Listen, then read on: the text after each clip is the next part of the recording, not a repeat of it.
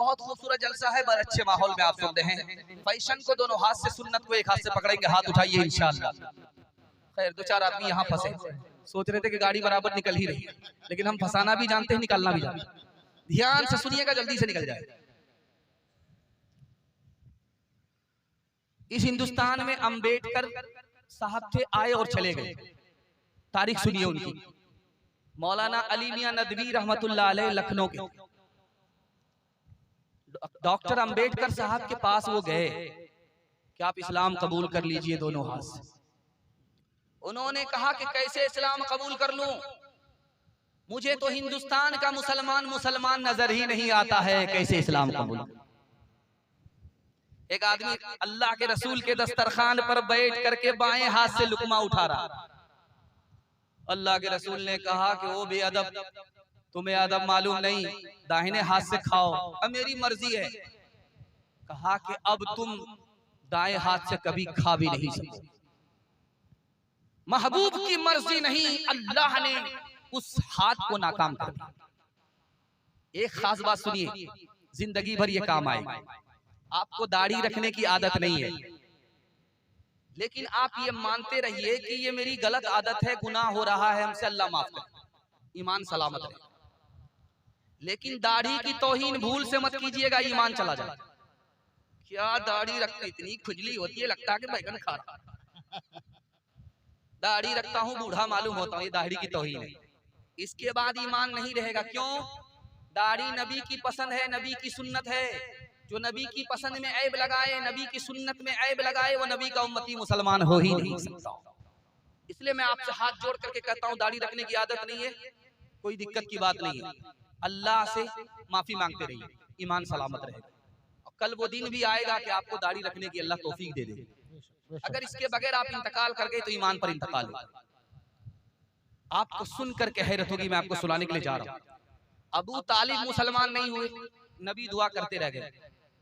नबी की दुआ अल्लाह ने कबूल नहीं। जानते हैं क्यों? चचा के पास नबी आए, कहा जैसे मैं सजदा करता हूं उसी तरह आप भी सजदा कीजिए, सजदा मुझको अर्श पर मिला है, खुदा ने तोहफे में दिया। तो कहा कैसे सजदा करते हो आप, दिखाओ। तो नबी सजदे में गए, तो अबू तालिब ने कहा मुझको ये सजदा कबूल नहीं है, सुरीन ऊपर आ जाती है, सर नीचे हो जाता है। अल्लाह ने नबी की दुआ की वजह से भी, सुन्नत में ऐब लगाने की वजह से ईमान की दौलत से महरूम कर दिया। आप जब देखेंगे हमारी कब्र बनाई जाती है, मुर्दे को लेटाया जाता है। मुर्दे को चित लेटाना सुन्नत के खिलाफ है। आप मुर्दे को चित नहीं लेटा सकते। नबी की सुन्नत क्या है? मुर्दे को आप लेटाइए, मुर्दे की पीठ पूरब की दीवार से सटा दीजिए, ताकि चेहरा मुकम्मल किबले की तरफ हो जाए। अगर आप चित लेटाएंगे तो आसमान की तरफ चेहरा होगा, किबले की तरफ नहीं होगा।